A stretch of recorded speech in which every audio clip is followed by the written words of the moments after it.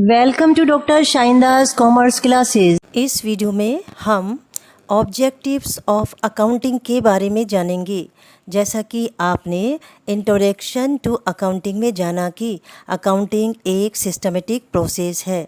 इसमें 7 activities identifying, measuring, recording, classifying, summarising, interpreting और communicating involve होती है। इन एक्टिविटीज़ को करने का क्या पर्पस होता है, यानी अकाउंटिंग क्यों की जाती है, इन बातों को जानने के लिए ऑब्जेक्टिव्स ऑफ अकाउंटिंग क्या क्या होते हैं ये जानेंगे। So let's begin. स्टार्ट करते हैं फर्स्ट ऑब्जेक्टिव से।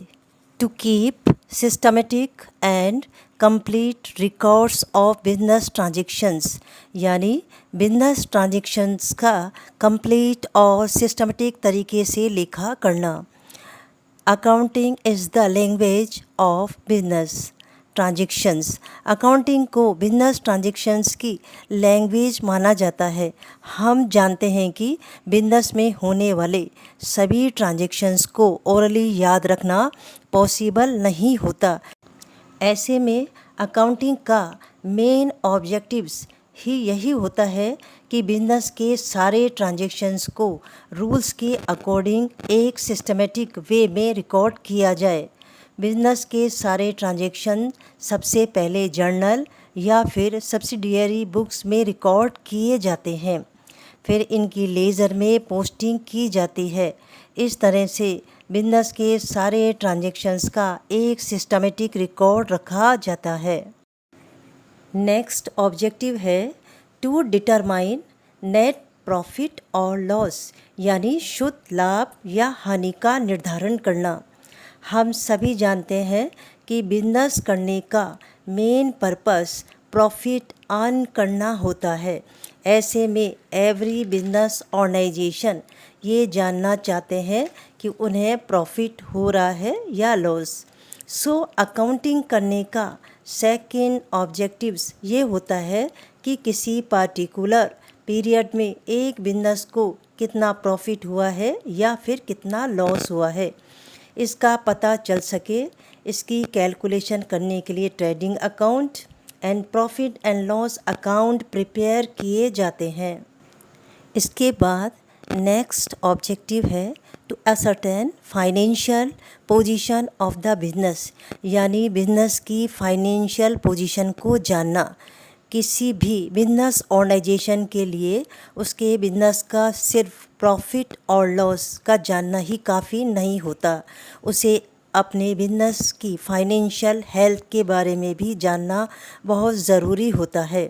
इसके लिए एक स्टेटमेंट प्रिपेयर किया जाता है जिसे बैलेंस शीट कहते हैं।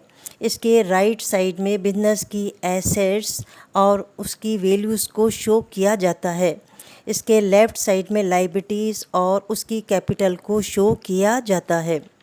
इफ़ एसेट्स लायबिलिटीज़ से ज़्यादा हैं तो बिजनेस ऑर्गेनाइजेशन अच्छी पोजीशन में माना जाता है, जबकि लायबिलिटीज़ एसेट्स से ज़्यादा होना बिजनेस ऑर्गेनाइजेशन की बैड इकोनॉमिक कंडीशन की ओर इशारा करती।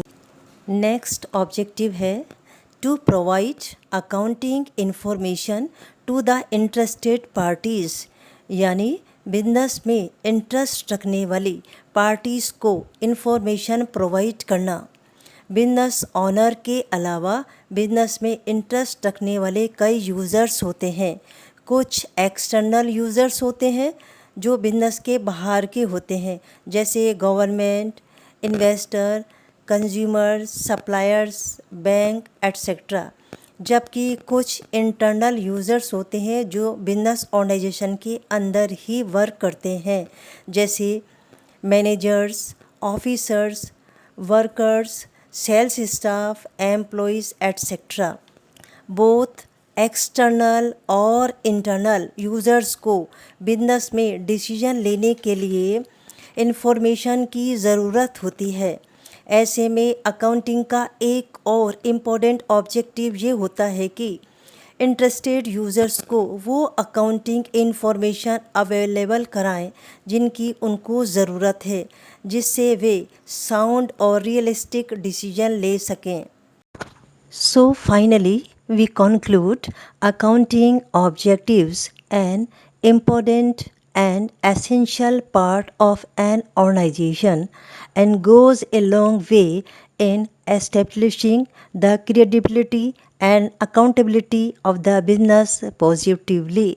I hope you like my video. Still you have any queries or suggestion, do message me in comment box. Thanks for watching my video and please do subscribe my channel.